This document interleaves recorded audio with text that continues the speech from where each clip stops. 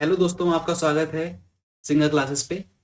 और आज हम साइंस एंड टेक जो दिसंबर 2024 का करंट अफेयर्स का सेक्शन हम लेंगे, जिसमें हम प्रीलिम्स के पॉइंट ऑफ व्यू से जो भी इम्पोर्टेंट हैं उनका हम ओवरव्यू लेंगे कि कैसे क्या क्या चीज़ें हैं उसमें। बहुत सारी चीज़ें हम डिस्कस करेंगे। ओके, तो स्टार्ट करते हैं साइंस एंड टेक से। तो पहला टॉपिक जो है वो है AIIMS devices M devices new breast cancer detection tool. तो इसमें हम आते हैं, सबसे पहले क्या है।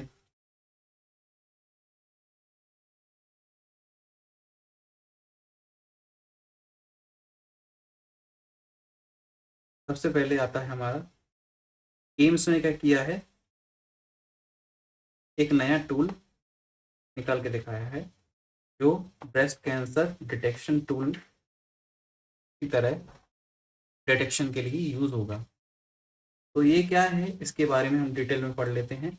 वो है ब्रेस्ट कैंसर डिटेक्शन टूल।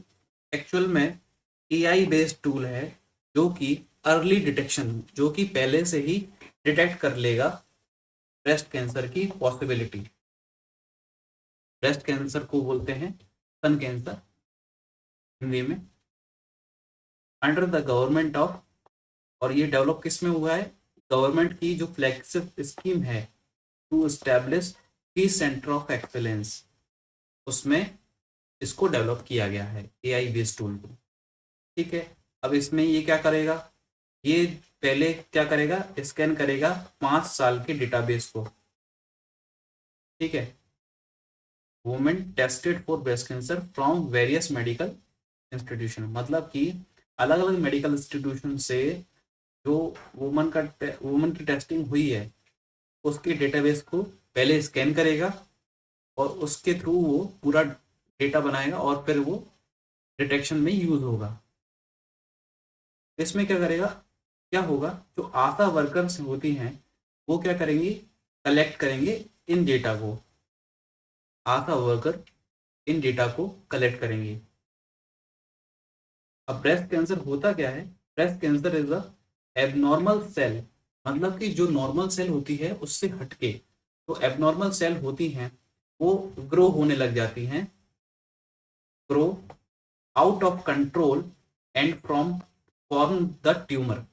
मतलब एक तरीके से गांठ बोल सकते हैं हम उसको, ट्यूमर एक तरीके से गांठ की तरह रहती है, वो बनने लगती है। Typically start inside the milk duct and milk producing lobules.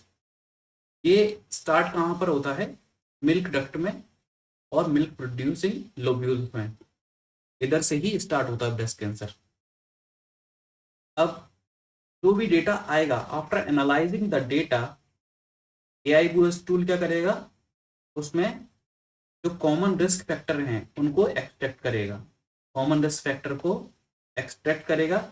और उसके बाद मेमोग्राम्स, मेमोग्राम्स किसके लिए यूज होता है, मेमोग्राम्स एक एक तरीके का एक्सरे होता है जो कि ब्रेस्ट कैंसर की डिटेक्शन के लिए यूज होता है, यूज्ड फॉर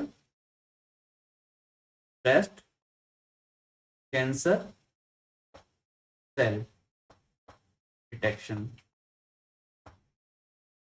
मतलब कि फॉर्म हो रही है या नहीं, उसका जो एक्चुअल में जो प्रोग्रेस है वो मेमोग्राम के थ्रू ही पता चलता है डॉक्टर्स को। तो अब इसके बाद क्या है, approximately 99% of breast cancer occur in woman, मतलब कि मोस्टली आप एक तरीके से मान सकते हैं कि वुमेन में ही सबसे ज्यादा होता है, और with only 0.5 to 1% occur in the man world wide. तो यह जो बीमारी है, ये जो ब्रेस्ट कैंसर है वो महिलाओं के लिए काफ़ी मतलब कि जानलेवा है।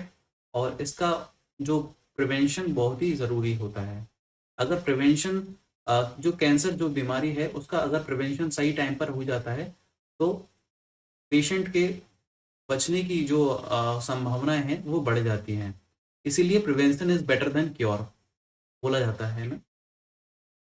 तो अब नेक्स्ट टॉपिक पे चलते हैं हम, वो है anti matter and anti particle. Anti matter and anti particle. Anti matter क्या होता है?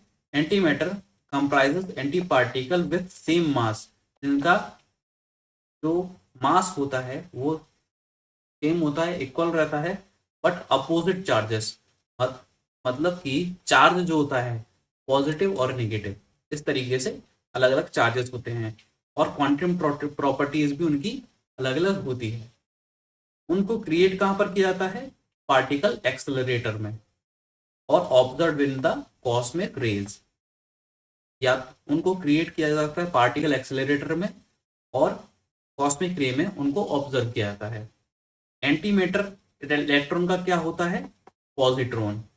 और प्रोटॉन का क्या होता है? Anti proton. तो आपको ये याद रखना है। और एप्लीकेशन इसकी सबसे ज्यादा इंपॉर्टेंट चीज होती है। एंटी मैटर रिसर्च जो है वो किस किस चीज में, या मतलब कि उसकी एप्लीकेशन है, एक तरीके से मेडिकल इमेजिंग में, और एनर्जी में, स्पेस एक्सप्लोरेशन में, फंडामेंटल फिजिक्स में। ऐसी मेडिकल इमेजिंग मतलब कि कोई भी अगर स्कैन्स वगैरह होते हैं, अगर उसमें एंटी मैटर वगैरह ये सब यूज होता है, तो उसकी स्कैन की प्रिसीजन भी बढ़ जाती है। ऐसे ही एनर्जी में और स्पेस एक्सप्लोरेशन और फंडामेंटल फिजिक्स के मैटर में इसका एप्लीकेशन बहुत ही ज़्यादा इम्पोर्टेंट है। अब आते हैं एंटी पार्टिकल पे। एंटी पार्टिकल क्या होता है? वो पार्टिकल का उल्टा होता है, विपरीत होता है। काउंटर पार्ट मतलब कि विपरीत। विपरीत होता है विथ सेम मास, मतलब कि उनका मास क्या होता है? सेम होता है, और अपोजिट चार्ज होता है। अब एंटी पार्टिकल और एंटी मैटर में क्या हो गया? इसमें क्वांटम प्रॉपर्टीज नहीं आई। पार्टिकल वाले में क्या नहीं आई? क्वांटम प्रॉपर्टीज नहीं आई। बट जबकि एंटी मैटर वाले में क्या था?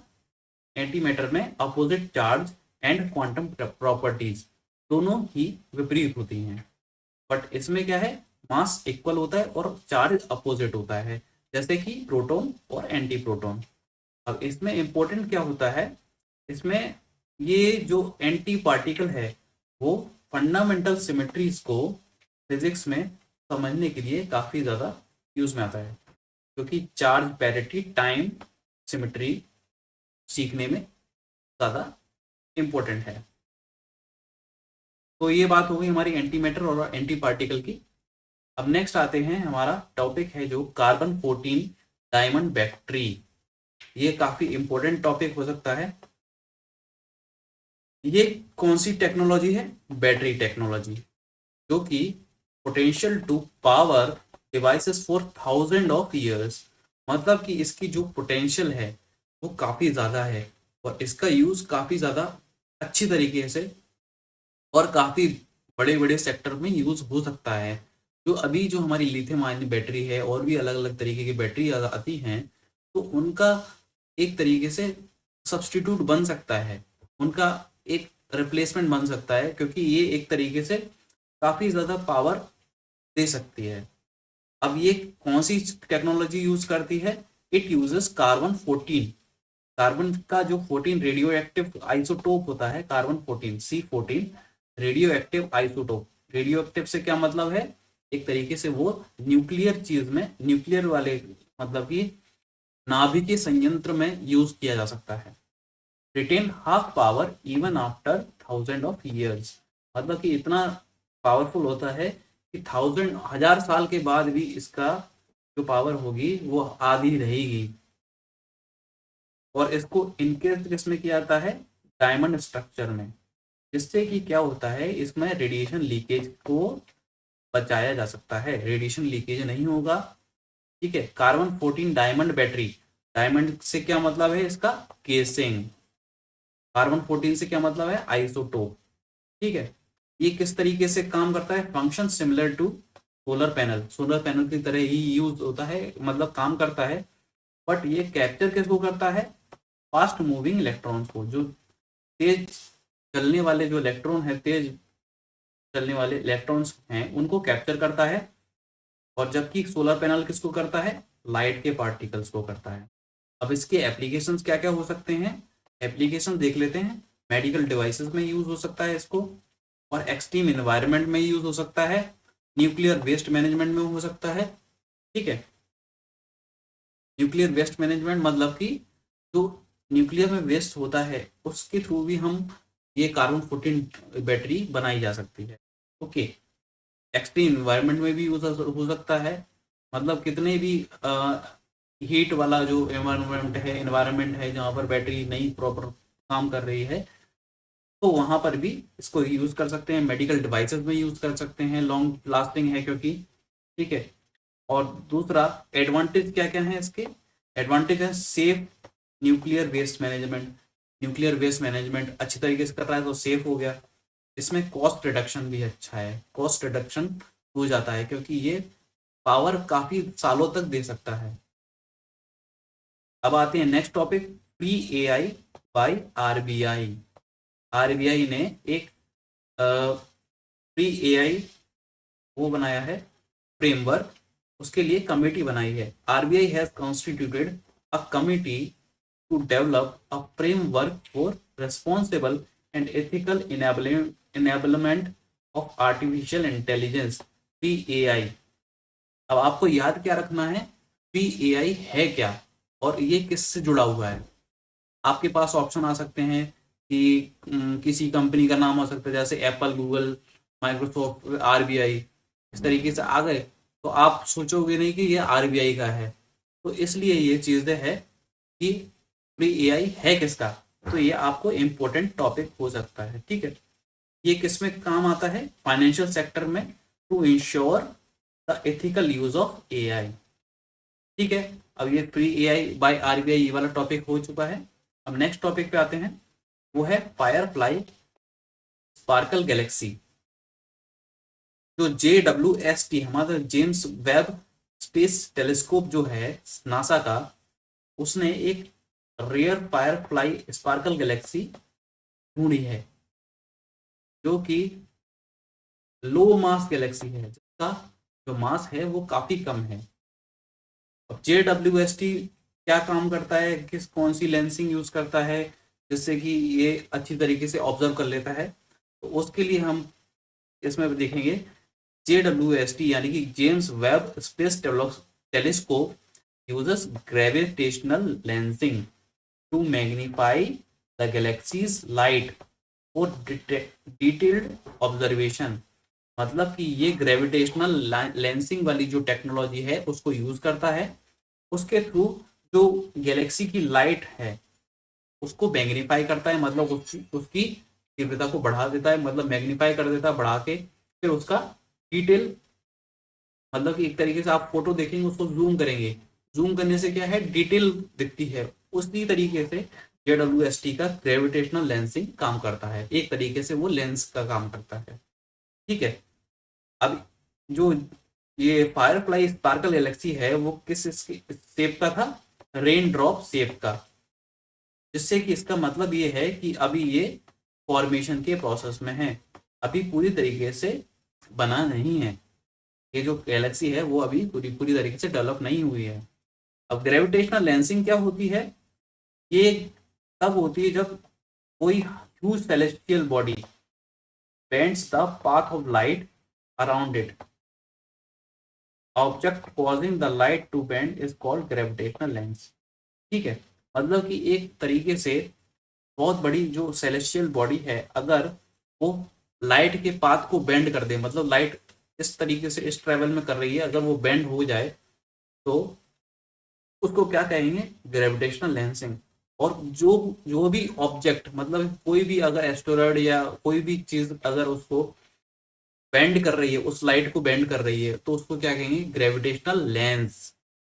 ठीक है, अल्बर्ट आइंस्टीन ने ये वाला जो टॉपिक, ये वाला जो टर्म है ग्रेविटेशनल लेंसिंग का, वो सबसे पहले दिया था। अब आ जाए आगे, जेन कास्ट।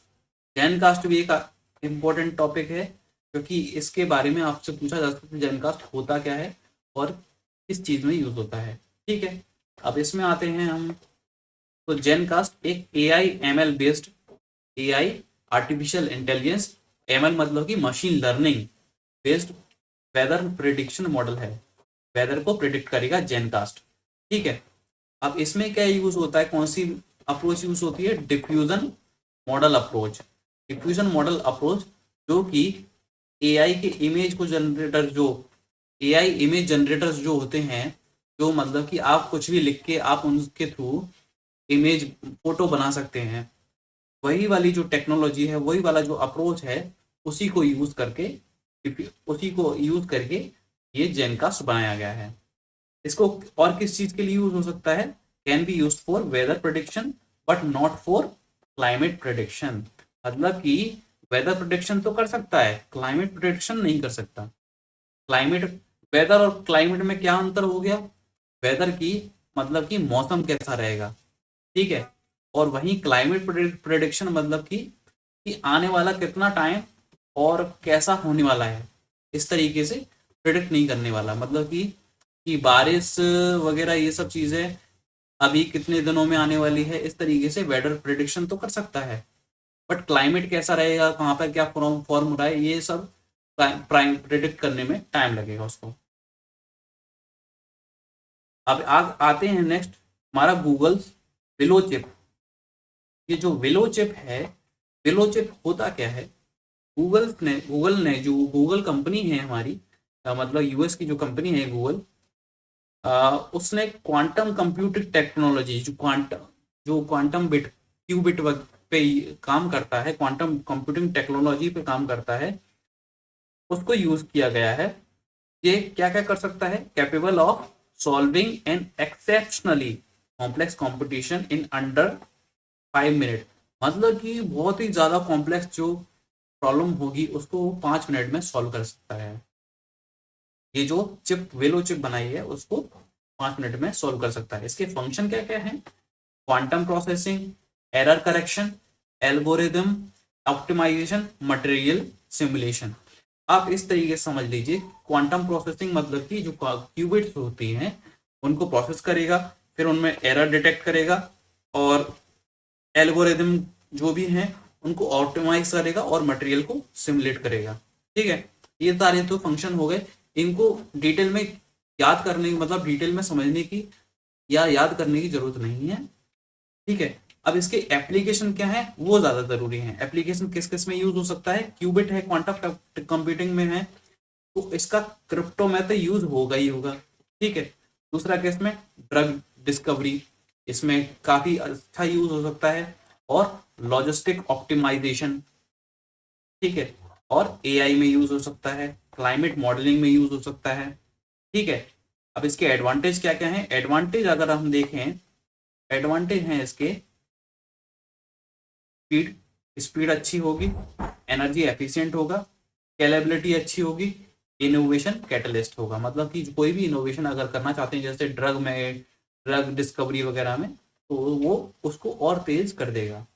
तो चैलेंजेस क्या क्या हो सकते हैं, क्यूबिट की स्टेबिलिटी, जो क्यूबिट्स होती हैं उनका स्टेबिलिटी का इशू रहता है, इसीलिए एक वो चैलेंज आता है।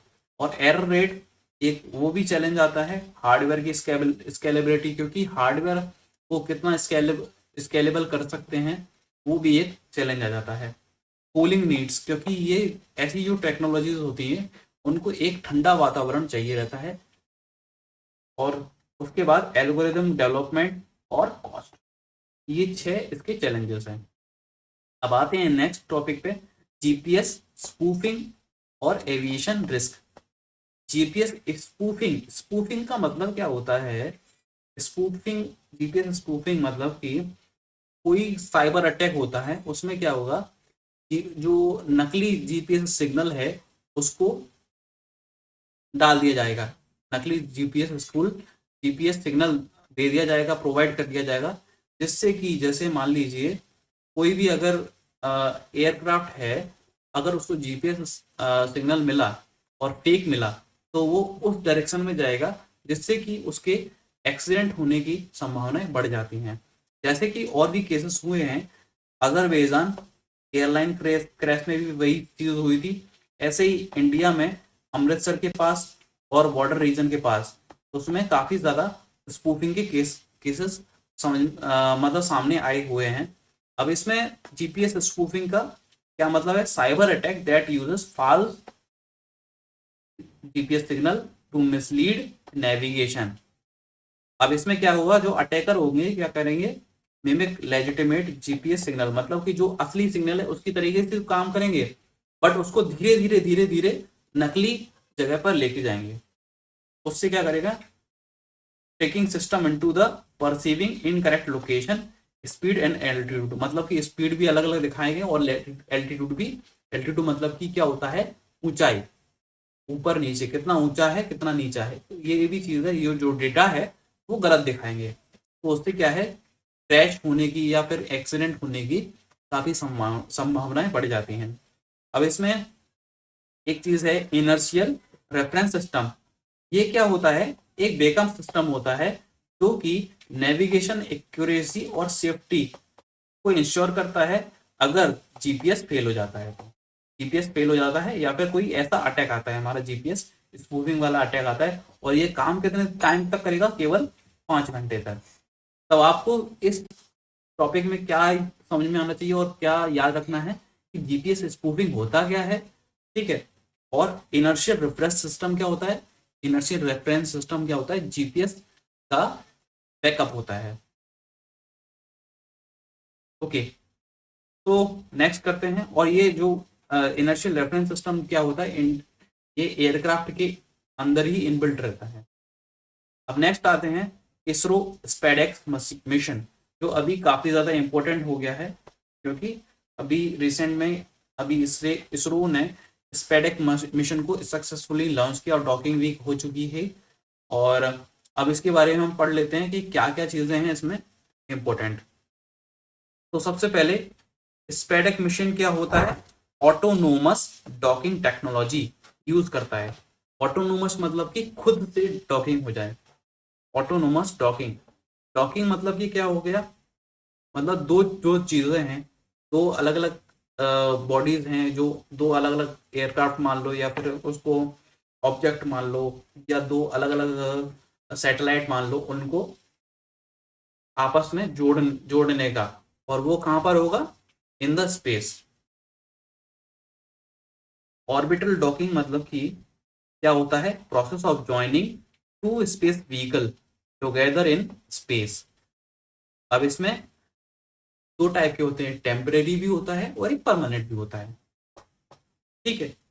जैसे कि space station modules can dock with international space station, मतलब कि जो भी, जैसे यहाँ से नासा वाले अगर कोई भेजता है, तो इंटरनेशनल स्पेस स्टेशन जो नासा का है, तो वहां पर जो अंतरिक्ष यात्री जाते हैं वो क्या करते हैं, इंटरनेशनल स्पेस स्टेशन पे अपना शिप, जो उनका स्पेस शिप है, वो उसको डॉक करेंगे। डॉक करने के बाद फिर वहां से उसको जोड़ेंगे, उससे जुड़ जाता है, जुड़ने के बाद फिर वो इंटरनेशनल स्पेस स्टेशन में एंटर कर सकते हैं, ठीक है। तो इससे क्या होगा, allows to operate as a single unit for critical task such as refuelling, repair and crew exchange, ठीक है। अब स्पेडेक्स क्या होता है, स्पेडेक्स क्या है, space docking experiment. Space SpaDeX का मतलब क्या है, स्पेस डॉकिंग एक्सपेरिमेंट, ठीक है। ये कॉस्ट इफेक्टिव टेक्नोलॉजी है। अब इसमें इन स्पेस डॉकिंग टेक्नोलॉजी में क्या क्या होता है, दो स्मॉल स्पेसक्राफ्ट होते हैं, एक होता है चेजर, एक होता है चेजर और एक होता है टारगेट। चेजर को, चेजर मान लीजिए स्पेडेक्स ए है, और टारगेट क्या है, स्पेडेक्स बी है। वो अलग अलग लॉन्च होंगे, ठीक है, वो होंगे एक ही सिंगल पीएसएलवी से, ठीक है, at an altitude of about 700 kilometre, मतलब कि 700 किलोमीटर की ऊंचाई पर उनकी डॉकिंग होती है, मतलब उनको जोड़ा जाता है। अब ये किस में काम आ सकता है, needed for rendezvous docking and undocking, ठीक है। और इससे क्या होगा, demonstrate the transfer of electric power between the docked spacecraft, मतलब कि इलेक्ट्रिक पावर भी एक दूसरे में ट्रांसफर हो जाती है। Essential for the India's space ambition such as building and operation of Bharatiya Antariksh station, जो भारतीय अंतरिक्ष स्टेशन जो हमारा एक मिशन है, मतलब कि जो जिसको ऑपरेशन चल रहा है, उसके लिए भी काफी एसेंशियल है। और दूसरा India on the moon and sample return from the moon etcetera. इस तरीके के जो एम्बिशंस हैं इंडिया के, उनमें भी काफी ज्यादा यूज में आएगा। अब भारतीय अंतरिक्ष स्टेशन क्या है उसके बारे में पढ़ लेते हैं। वो है एक प्लान्ड स्पेस स्टेशन, जैसा कि एक इंटरनेशनल स्पेस स्टेशन है जो कि नासा का है, नासा ने बनाया था, नासा ने और बाकी जो कंट्रीज ने किया था। तो उसके थ्रू क्या होता है, वहां पर जाके डॉकिंग करते हैं। इस तरीके से ही इंडिया अपना भारतीय अंतरिक्ष स्टेशन बनाना चाहता है। वो कहाँ पर, कौन से एल्टीट्यूड पे करेगा, about 400 to 500 kilometre above earth surface. और अभी जो डॉकिंग कहाँ पर हुई है, 700 किलोमीटर पे। तो इससे क्या पता चलता है कि अगर 700 किलोमीटर पे अगर डॉकिंग हो रही है तो 400-500 किलोमीटर पे तो हो ही सकती है। ठीक है, उससे हमारी जो संभावना है भारतीय अंतरिक्ष स्टेशन के लिए, उनको उसको प्रोग्रेस में और उसको सक्सेसफुल बनाने के लिए वो काफी ज्यादा बढ़ जाती है। ठीक है, इसमें कौन कौन से मॉड्यूल होंगे, 5 मॉड्यूल होंगे इन फेज की, अलग अलग मॉड्यूल्स अलग अलग फेज में जाएंगे। ठीक है, पहला पहला मॉड्यूल, फर्स्ट मॉड्यूल जो बेस मॉड्यूल है वो अभी 2028 में जाएगा। फिर और ये पूरा जो जो भारतीय अंतरिक्ष स्टेशन है वो 2035 तक फुल्ली ऑपरेशनल हो जाएगा। मतलब कि 2028 से धीरे धीरे धीरे धीरे सारी जो चीजें अलग अलग मॉड्यूल्स भेजे जाएंगे उधर तक, वो ट्रेवल करेंगे ऑर्बिट में। ऑर्बिट में ट्रेवल करने के बाद ऑर्बिट में ट्रेवल करने के बाद क्या होगा, तो धीरे धीरे सारे मिलने के बाद वो डॉकिंग स्टार्ट हो जाएगी। तो अब नेक्स्ट, अब इसमें आते हैं इसरो के स्पेडक मिशन में एक और चीज आ गई कि इंडिया क्या है, 4th कंट्री बन चुका है टू डेमोन्स्ट्रेट ऑर्बिटल डॉकिंग। ठीक है, इंडिया 4th कंट्री बन चुका है और इसका जो ड्यूरेशन है वो 2 साल है। टेक्नोलॉजिकल एडवांसमेंट में मतलब क्या क्या क्या चीजें, इसमें क्या क्या चीजें थी, एक था poem PS4 orbital experimental module, जो 4th स्टेज ऑफ PSLV है, वो भी रीपर्पज, जो कि रीपर्पज हो सकता है, मतलब कि इसको क्या करते हैं, ऐसा लॉन्चिंग व्हीकल जो कि जिसको दोबारा से यूज हो सकता है, रीयूज हो सकता है, उसको कहेंगे PS4 ऑर्बिटल एक्सपेरिमेंटल मॉड्यूल। ठीक है, और ये रोबोटिक एक्सपेरिमेंटेशन में भी यूज होता है। Robotic arms will be validated for satellite servicing. Biological research में आगे बढ़ सकते हैं। SpaDeX will support biological studies on plant growth, bacteria, green population system and artificial intelligence lab. तो इन सब चीज़ों की टेक्नोलॉजिकल एडवांसमेंट में काफ़ी ज़्यादा यूज में आएगा। ठीक है, अब नेक्स्ट पढ़ते हैं जेटसन ओरियन नैनो सुपर। अब जेटसन ओरियन नैनो सुपर ये काफ़ी ज़्यादा टिपिकल नाम है, बट इसमें आपको करना क्या है, ये क्या चीज़ है, वो है जनरेटिव AI सुपर कंप्यूटर है, जिसको किसने बनाया है, एनवीडिया ने बनाया है। ठीक है, ये जनरेटिव AI सुपर कंप्यूटर है। सुपर से अगर ये सुपर नाम आ रहा है तो मतलब कि सुपर कंप्यूटर, ये याद रखना है आपको। ठीक है, delivers up to 67 TOPS trillions of operations per second of AI। मतलब कि एक सेकेंड में 67 ट्रिलियन ऑपरेशन कर सकता है ये। ठीक है, इसमें क्या चीज है, इसमें बिल्ट इन स्टोरेज नहीं है।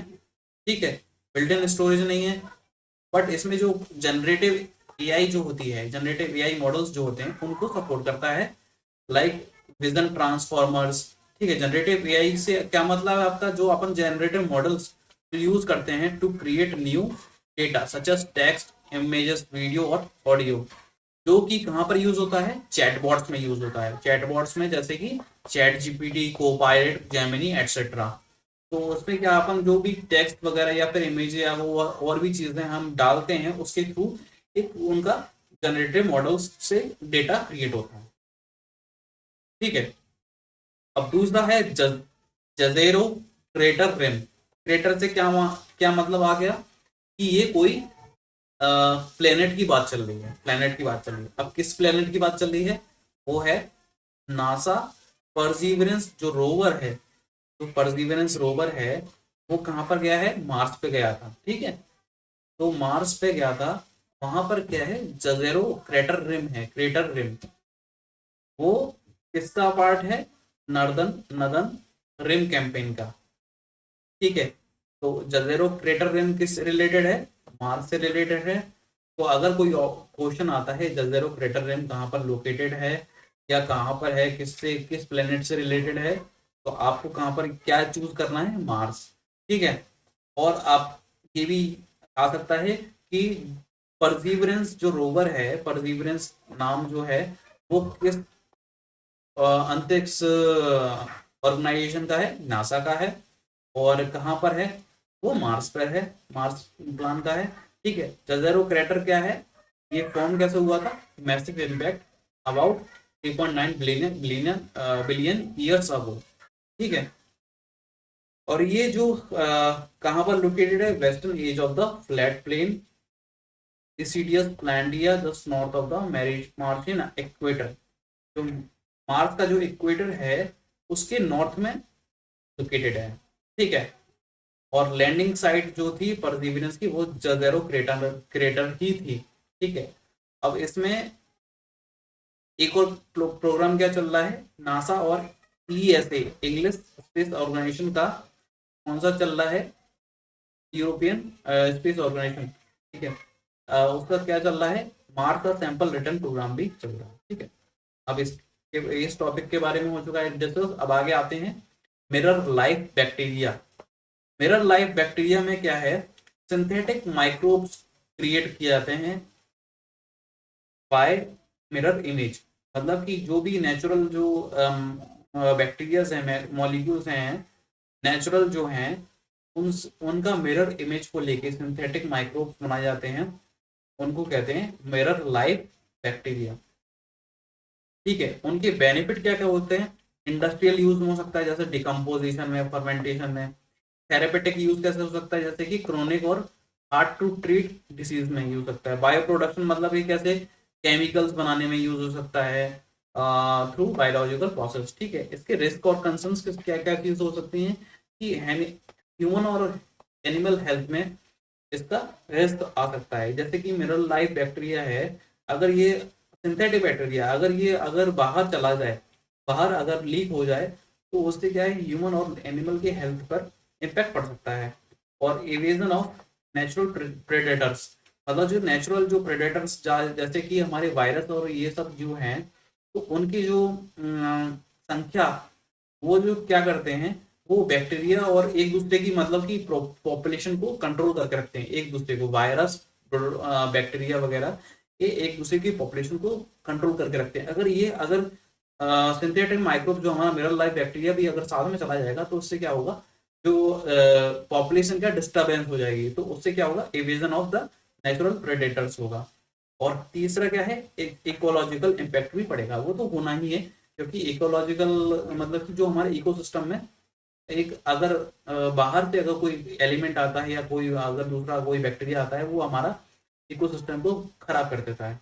ठीक है, अब आते हैं नेक्स्ट टॉपिक पे, वो है हमारा novel gene therapy for haemophilia. Haemophilia क्या होती है, हीमोफीलिया एक जेनेटिक डिसऑर्डर होता है, रेयर जेनेटिक डिसऑर्डर। उसमें क्या होता है कि जो, जैसे मान लीजिए आपको चोट लग जाती है, तो चोट लगेगी तो धीरे धीरे ब्लड निकलेगा, ब्लड निकलेगा वो धीरे धीरे वो गाढ़ा हो जाता है, गाढ़ा हो जाता है। उसको उस प्रोसेस को क्या कहते हैं, ब्लड की क्लॉटिंग। क्लॉटिंग मतलब, क्लॉट मतलब कि गाढ़ा होना। ठीक है, अब इस हीमोफीलिया में क्या होता है, ब्लड क्लॉट नहीं होता है। ठीक है, अब ब्लड क्लॉट नहीं होगा तो क्या होगा, ब्लड क्या है, धीरे धीरे निकलता ही रहेगा, निकलता ही रहेगा। तो इसका क्या मतलब, हीमोफीलिया में कि रेयर जेनेटिक डिसऑर्डर है, इसमें blood does not clot properly, more bleeding, उससे क्या होता है, ब्लीडिंग ज्यादा होती है। अब इसमें नोवल जीन थेरेपी, जो जीन थेरेपी है उसमें क्या होगा, एक वन टाइम सॉल्यूशन होगा, एक ही बार में सॉल्यूशन हो जाएगा बाय इंट्रोड्यूसिंग अ जीन। मतलब एक जीन को इंट्रोड्यूस किया जाएगा जो कि हमारी मतलब कि बॉडी को, जो भी पेशेंट होगा उसकी बॉडी को ये सिखाएगा कि खुद का क्लॉटिंग फैक्टर कैसे प्रोड्यूस करना है। अब उससे क्या हुआ, जो रिपीटेड जो इंजेक्शन लिए जाते हैं फॉर फैक्टर 6, फैक्टर 8, फैक्टर 8 क्या होता है, ये हमारा क्लॉटिंग फैक्टर होता है जो हमारी बॉडी में पाया जाता है। ठीक है, अब इससे क्या होगा, अगर क्लॉटिंग फैक्टर नहीं होगा, क्लॉटिंग फैक्टर एब्सेंस होता है, इस वजह से ही हीमोफीलिया होता है। ठीक है, और इस चीज को क्योर करने के लिए क्या किया जाता है, रिपीटेड इंजेक्शन लिया जाते हैं कुछ कुछ टाइम के बाद, और जो कि फैक्टर 8 के होते हैं। तो अब इससे क्या होगा, अगर जीन को इंट्रोड्यूस कर देगा और वो खुद से ही अंदर क्लॉटिंग फैक्टर जनरेट होने लगेगा, तो उससे क्या है, तो इंजेक्शन की जो जरूरत है वो होगी नहीं। ठीक है, अब इसका सिग्निफिकेंस क्या क्या है हमारा, इससे कॉस्ट रिड्यूस हो जाएगी और फ्रिक्वेंसी ऑफ ट्रीटमेंट भी कम हो जाएगा। अब ये बाईपास किस किस को चीज को करता है, इम्यूनो सप्रेसिव थेरेपीज को और लीवर हेल्थ को भी एड्रेस करता है।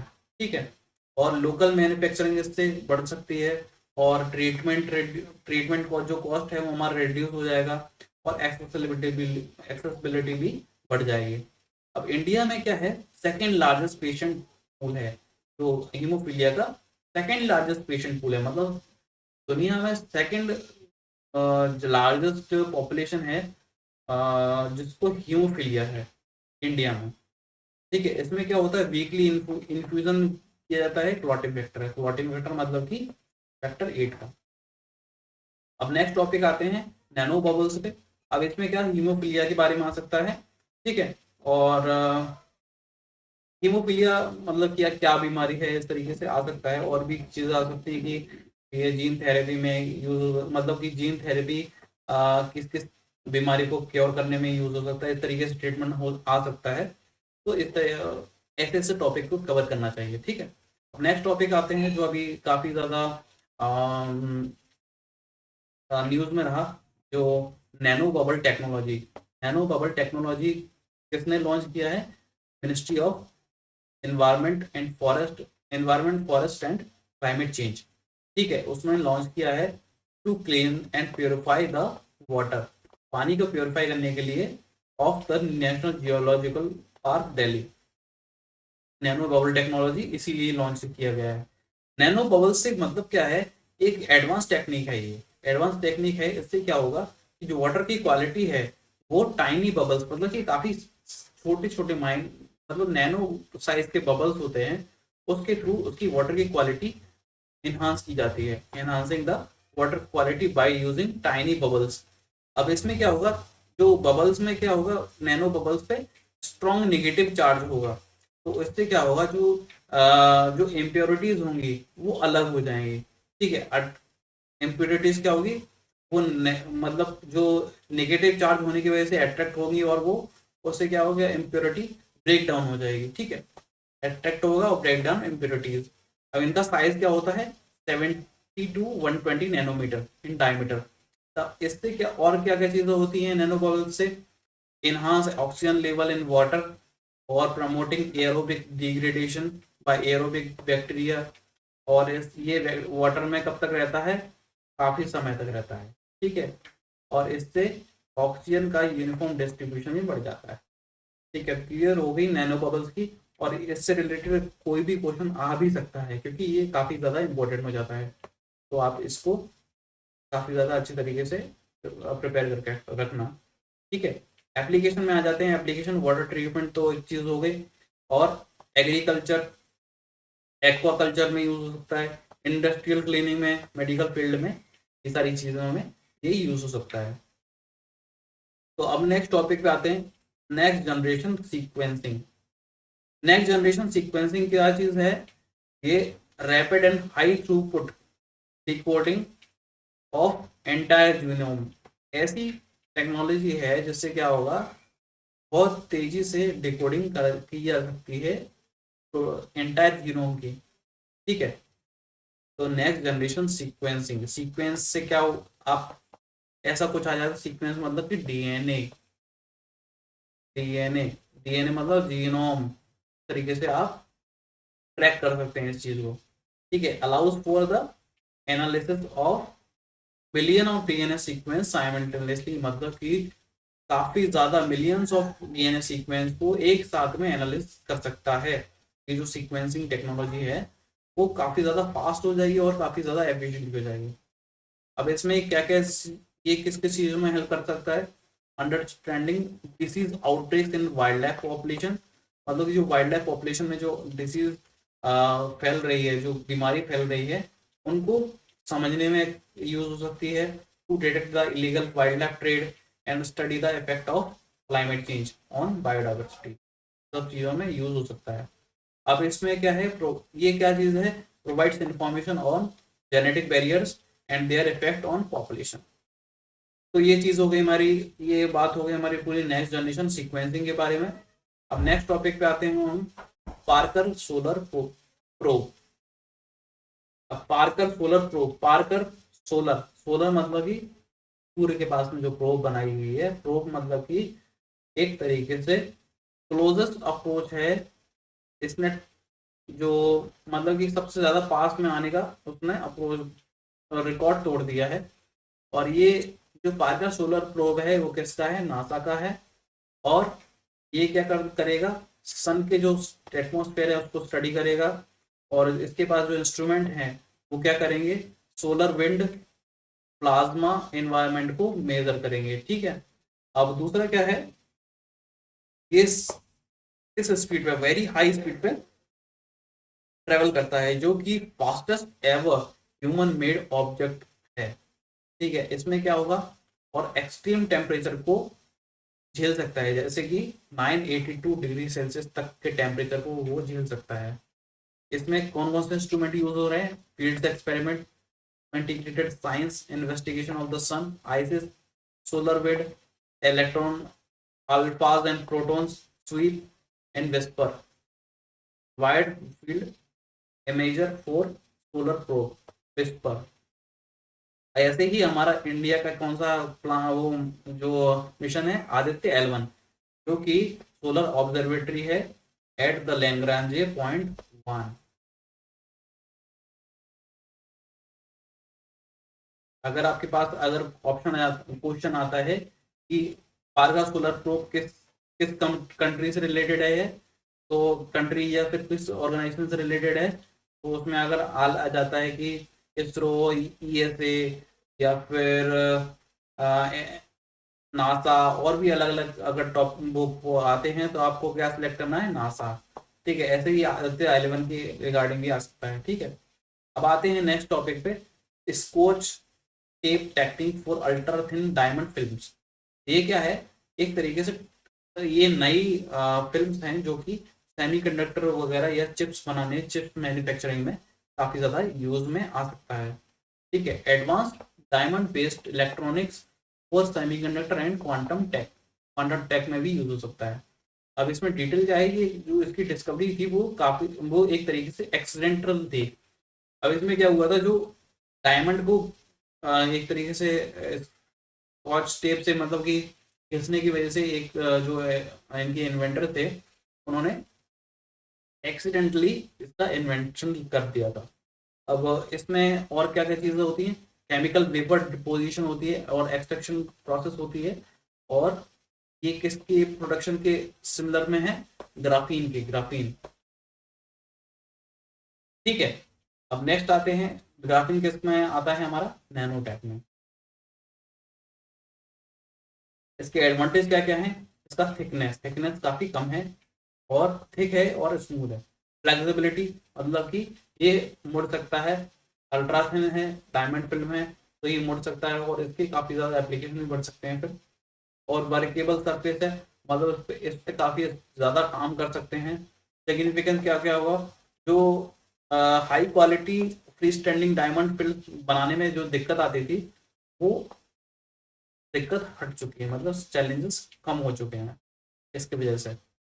तो अगर ये सारी अगर कोई टेक्निक इसके बारे में आता है, इसके स्कॉच टेप टेक्निक क्या होती है, तो आपको ये मतलब कि आपको सिलेक्ट कर देना कि हाँ अल्ट्रा थिन डायमंड फिल्म या फिर हमारी सेमीकंडक्टर टेक्नोलॉजी से रिलेटेड है, ठीक है। तो आप इससे कर सकते हैं, ठीक है। नेक्स्ट हमारा type of generation of spacecraft, इसको आप एयरक्राफ्ट भी बोल सकते हैं, ठीक है। अब इसमें जनरेशन से अपना मतलब कि क्या है, वो हमारा जेट से रिलेटेड है।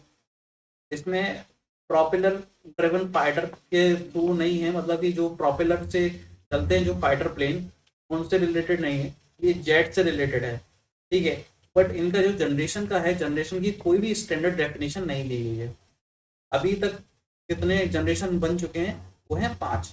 अभी 6th जनरेशन वाले जो एयरक्राफ्ट हैं, जो मतलब कि जेट्स हैं, वो अभी डेवलपमेंट में हैं, और चाइना भी काम कर रहा है इन पे, 6th जनरेशन पे।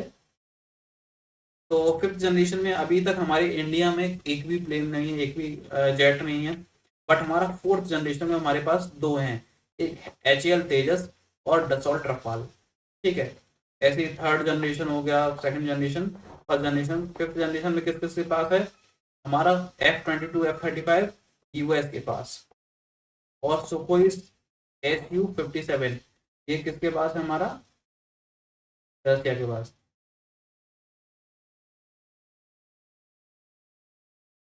तो ये सारी चीजें हैं। 5th जनरेशन में क्या क्या चीजें हैं, स्टील मतलब कि छुपने की टेक्निक है, एडवांस एवियोनिक्स हैं इसमें। 4th जनरेशन में क्या था, मल्टी रोल एयरक्राफ्ट, मतलब कि अलग अलग रूल्स अदा कर सकता है, जैसे नेवी में, आर्मी में, और मतलब एयरफोर्स में अलग कर सकते हैं। और फ्लाई बाय वायर सिस्टम है। और 3rd जनरेशन में क्या था, ऑफ साइट टारगेटिंग और टेरेन वार्निंग, मतलब टेरेन की वार्निंग मिलती थी, ऊपर नीचे कितना, मतलब कि नीचे जाने पे वार्निंग आ जाती थी। और इसमें क्या, 2nd जनरेशन में क्या था, सुपरसोनिक स्पीड है, और 1st जनरेशन में सबसोनिक स्पीड थी, ठीक है। अब आ जाते हैं नेक्स्ट और लास्ट टॉपिक पे, जीनो ट्रांसप्लांटेशन। जीनो ट्रांसप्लांटेशन मतलब कि आप अभी जो के ये एक वो हुआ था यूएस में, एक औरत ने वुमेन को किडनी ट्रांसप्लांट की गई थी, जो कि जीन एडिटेड थी। वो किसकी थी, पिग की, मतलब सुअर की। पिग के थ्रू पिग की जो किडनी थी, उसको जीन जेनेटिकली एडिट किया गया, और उसको डोनेट किया गया, मतलब उसको ट्रांसप्लांट किया गया। और ये प्रेफर्ड डोनर स्पीसीज क्यों है, क्योंकि इसका जो एनाटॉमिकल और फिजियोलॉजिकल जो सिमिलरिटी है, वो हमारे ह्यूमन से मिलती जुलती है। जीनो ट्रांसप्लांटेशन, SXENO, तो इससे क्या मतलब होता है, जीनो जेनेटिकली कुछ एडिटिंग करके अगर ट्रांसप्लांटेशन करे, तो उसको क्या कहेंगे, जीनो ट्रांसप्लांटेशन। इस तरीके से आप इसको समझ सकते हैं। और अगर इससे जीनो ट्रांसप्लांटेशन के बारे में अगर कोई स्टेटमेंट जाता है कि ये क्या चीज़ है, तो आपके पास अगर 4 ऑप्शन आएंगे, तो आपको कहीं पे भी जीन एडिटिंग वाला अगर आ जाता है, जेनेटिकल कुछ आ जाता है, तो उसको आप उसी ऑप्शन को सिलेक्ट कर दीजिए, आपका आंसर करेक्ट हो जाएगा। तो इसमें क्या है, human naturally produce antibodies against pig cells, मतलब जो पिग, मतलब सुअर की जो सेल्स होती हैं, पिग की जो सेल्स होती हैं, उनके लिए हमारा जो ह्यूमन बॉडी है, वो एंटीबॉडी बनाने लग जाता है। तो उसके लिए क्या किया गया, उसमें जीन की एडिटिंग करी गई, जेनेटिकली एडिटिंग करी गई, जिससे कि पिग्स की जो सेल है, अ, वो पिग्स जैसी सेल के जैसा नहीं लगे। उससे क्या होगा, एंटीबॉडीज नहीं बनेगी, और वो जो डोनर होगा, या फिर जिसके यहाँ ट्रांसप्लांटेशन, जिसके लिए ट्रांसप्लांटेशन हो रहा है, उसको कोई भी दिक्कत नहीं आएगी। और इसको किस किस किस चीज में यूज हो सकता है, use in the treating condition like neurogenetic, neuro degenerative diseases में, और where human cells and tissues are often available, मतलब बहुत ही कम अवेलेबल होते हैं। और अदर ट्रांसप्लांटेशन टेक्नोलॉजी कौन कौन सी हैं, आप देख लीजिए। ऑटो ट्रांसप्लांटेशन, ऑटो ट्रांसप्लांटेशन क्या होता है, ये सर्जिकल प्रोसीजर होती है। इसमें क्या होता है कि जो ह्यूमन की बॉडी है, उसी में से ही कहीं दूसरी सेल्स में, किसी और दूसरे ऑर्गन से टिश्यू निकाल के, टिश्यू या ऑर्गन निकाल के कहीं और लगा दिया जाता है, उसको कहते हैं auto transplantation, transplanting a tissue organ from one part of the body to another in the same person, मतलब किसी और से नहीं ली जाती है, वो हमारी बॉडी से ही दूसरे दूसरे पार्ट में लगा दी जाती है। अब इसमें दूसरा क्या है, आइसोग्राफ्ट। आइसोग्राफ्ट में क्या होता है, ट्रांसप्लांटेशन होता है बिटवीन द आइडेंटिकल ट्विंस, जो ट्विंस होते हैं उनके बीच में अगर जो ट्रांसप्लांटेशन होगा, तो उसको कहेंगे isograft. Allo transplantation, allo transplantation मतलब कि तो अलग अलग पीपल जिनकी जेनेटिकली, जो कि जेनेटिकली आइडेंटिकल नहीं है, तो ये हो गया जो अलग अलग लोग हो गए एक दूसरे को ट्रांसप्लांट करते हैं, कि जैसे किडनी हार्ट ट्रांसप्लांटेशन जो होता है उसको कहते हैं एलो ट्रांसप्लांटेशन, जो जनरली होता है। ठीक है, तो ये टर्मिनोलॉजी आ सकती है हमारे उसमें एग्जाम्स में, तो आप इनको याद करके रखिए। और आई होप आपको ये समझ में आया हो। अगर कोई भी डाउट हो तो आप उसको ग्रुप में आप पूछ सकते हैं, टेलीग्राम के ग्रुप में, और या फिर आप कमेंट सेक्शन में कमेंट्स कर सकते हैं। और हमारा जो टेलीग्राम का ग्रुप है, जो हमारा चैनल है, टेलीग्राम का चैनल हमारा आप देख सकते हैं डिस्क्रिप्शन में जाके नीचे टेलीग्राम की चैनल की लिंक भी दी गई हो, उसको जाके क्लिक कीजिए, उस पर जाके ज्वाइन कीजिए। उसमें यही जो हमारा जो नोट्स हैं वो हम डालते रहते हैं, और काफ़ी इंफॉर्मेटिव जो डॉक्यूमेंट्स हैं, इंफॉर्मेटिव जो नोट्स हैं वो हम डालते रहते हैं। और कोई भी डाउट्स अगर आता है तो क्लियर करेंगे। तो आप पढ़ाई करते रहिए और अच्छे से पढ़ाई करिए, ध्यान रखिए अपने सेहत का। तो मिलते हैं नेक्स्ट वीडियो में। Thank you.